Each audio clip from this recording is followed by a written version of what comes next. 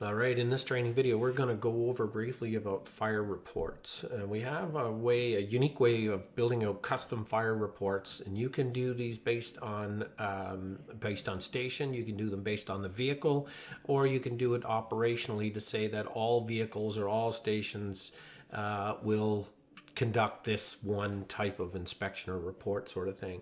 And these are built on the fly. Don't need to get us really involved in this. I'll show you some that we have right now. I just did two. I did a pumper daily inspection and then a vehicle inspection. What I'm trying to differentiate here is this is a daily inspection, and this would be either a biannual or an annual inspection, a detailed inspection of the vehicle, check the tires, the brakes, the springs, the pump mechanisms, all of those sort of things. So they're the more detailed inspections. And then taking a look at one of those, so we'll take a look at the pumper inspection, we can see this is how we set up a form. You just simply go in and say it's a new form. I want to capture the vehicle, and then here's the name of it. This is the instructions, how to fill it out. If you've done it successfully, this will say thank you. And then these are the various different sections within the truck itself. So I just labeled them part 1, part 2, part 3, part 4. Okay, so now taking a look at the daily pumper inspection, you go down and you can see the information that's contained in here. So it's broken up into compartments. So we first start with a check of fluid levels in the front cab, the upper left compartment, upper right compartment, back compartment. And you could add these through as you go. It's just a question of adding a record here, and then what are the options that you want to put through here. So for example, fuel level, right? It's either a quarter, half, 2/3, or full. Same with windshield. You may or may not know that or how to collect that, but nevertheless, that's how it works. Mileage start, it's just a number. Emergency warning lights, they either pass, they fail, or they weren't working and they were corrected, and then the notes would reflect what was done to correct that.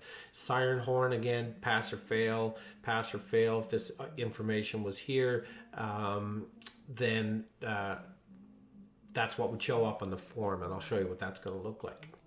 Okay, so now what we are is we're doing a combination split screen here. So we're showing you kind of, this is the administration panel. This is not what the firefighters would see. They would see what they see over here on the right-hand side in the black, which would be their mobile device. And again, this could be a phone or this could be a tablet. So the first thing they would do is they would start their shift by punching in. That gets the shift started. As you can see here, I've started my shift today. I'm assigned in area 1. The station is there as well. It's in the background. And then the day I started my shift. So now that I've done that, what opens up to me now are fire reports. So I can go in there and I can click on that fire report, and then that would give me a list of the fire reports that are available to me. Now this is all going to depend on a number of scenarios and situations. Reports can show up if they have to be done, or they can be there all the time. For example, like the vehicle inspection. We've talked before about the vehicle inspection being either biannual or being an annual inspection. Well, that vehicle inspection there would not show up until it was ready to be done. So if it had to be done this week, then it would show up all this week telling the person who has logged in that this vehicle needs to be inspected. So there's a number of ways we can look at that by assigning certain people to certain vehicles. Then they would receive reports based on that particular vehicle. So again, I need to know a little bit more about the operational workflow in order to perfect that. But to show you what that looks like, they would just simply go in and they're going to do their pumper daily inspection. So the first thing they do is they pick the vehicle. Now they would be assigned a vehicle, so this may be automatically assigned for them, so they may not have to do that. There may be multiple vehicles at the station, so they may have to pick. But here we go. Here, this is the forms. This is what we just created. So we want the fuel levels. We're going to say we're full in fuel, full in windshield wash, and full in the power steering. And now the next thing we want to do is we want to cover the mileage.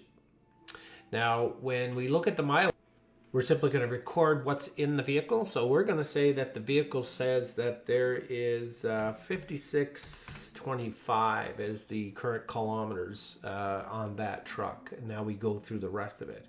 The emergency lights, the air horn was working. Those pieces of equipment were in that compartment, the upper right compartment. The fan was there, fire extinguishers were there, and both of those hose lines were there. So now I've completed this. Now obviously this could be a more extensive list, but this will give you an idea of what it's going to look like. I hit submit, and now that's been done, and now you see it shows up here automatically the instant that it's completed. So now when we look at it, we also see that we are getting low on our vehicle inspection because we set that up. So we're going to take a look at this. This is vehicle ladder number 1. But before we do that, let's take a look at our inspection. So this is our inspection report here. So the inspection report details shows us that it was ladder 1. We show the mileage that was recorded. The fuel level was full. And then these are the various different items that were recorded, and then we're looking for anything here that would fail. If any of this failed, it would highlight in red, and then it would notify the appropriate department that, hey, there's a problem with the Hurst tool or the Jaws of Life or something like that, and the notes that were put in there would be contained in here. So if, like I say, if the Jaws of Life was not working, they'd put that information in there, then this would show up as a fail. And then that information can be dealt with in the same respect of operational workflow and stuff like that. So now that we have that, now we want to go take a look because we noticed we had that yellow flag talking about the mileage getting low. So again, following the links to ladder 1, we'll come back and we look and we can see here's a complete history on that vehicle. So it shows us where it's assigned. These are all of the inspections that were done. We see there was a vehicle inspection done last when it had 1,200 kilometers on it. So we can see that it's been set to be re-inspected every 5,000 kilometers or 6 months.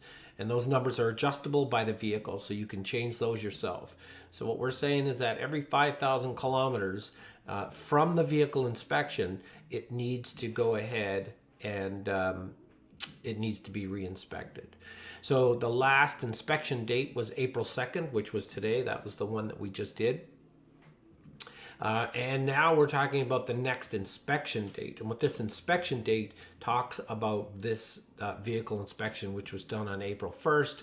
The next one is required 6 months later, which is October 2nd. So it's October 2nd or when this here gets below 500. And again, arbitrary number we just picked. So as that gets below 500, those numbers, certain events will take place. And that will all be based on what the daily numbers show.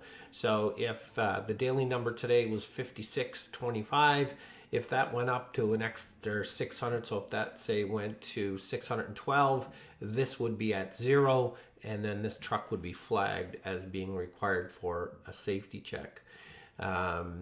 Taking a look at the fleet management here, we'll be able to see that here. So this gives us an indication of the vehicles, where they are, the types, their status currently, out for maintenance, out of service, and these ones here are active vehicles, and these are broken down by areas, regions. And then we can see that kilometers, 575, indicating that we're getting close to what the next inspection would be. So when that drops below 500, that will start to blink red here, letting you know that that vehicle is ready for inspection. And again, these are reports that you can run as well and subscribe to, so that you would on a weekly basis get a list of all vehicles where the kilometers is below, say, 1,000 in terms of when their next scheduled maintenance check is going to be. So that's roughly how the inspections go. We'll go back to another one, fire reporting. And again, these reports can be anything. These can be medical reports. They can be fire reports. We could easily create them in here, and you change them on the fly. And again, they can be a specific station, or they can be, nationwide sort of thing. Another fire report, again, just a quick one, was the vehicle inspection. I didn't put anything in here other than just simply select the vehicle, put in the mileage, and what's the fuel. And again, this is the vehicle inspection, so this would be that annual one. So you would have other things in here like oil pressure, air pressure, tire thread, how much thread is left on the tires, and then any corrective actions that may have been taken to this vehicle. Hey, rear tires replaced, things like that, and we can record costs and expenses associated with that as well. Couple of other things we put in there, like fuel purchases and things like that. If you've pumped fuel, if you're storing your own fuel, we can do the daily checks on the fuel to make sure that that fuel is being tracked and it's being used appropriately. So that would all be contained in this list of inspections. And again, this list would be open up to those people who have the responsibility of doing that. So if the vehicle inspection itself is a mechanical inspection, is only done by a certain group of individuals, then it would never show up on the firefighter's selection. It doesn't pertain to him, so it wouldn't be there. If only the driver is permitted to fuel the vehicle, then only the driver would see a refuel button that allows him to go in and record a refueling of the fire. So that's a brief rundown on the inspections. Again, you could have residential and commercial inspections as well. So, and this is all has the capability of offline storage.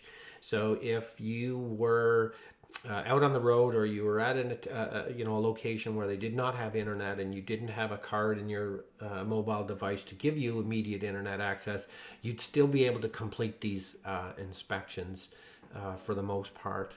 And then when you got back in range of the station and had the secure connection, then that inspection would then just automatically be uploaded to the back end system, and you'd have that record there. And all inspections are tied to a property. So you would be able to quickly and easily identify multiple inspections, infractions, things like that. And it's all going to be in one screen. You'll be able to see the complete history of any commercial or residential property that you would be tracking or responsible for. So that's an overview of the reporting and the punch clock.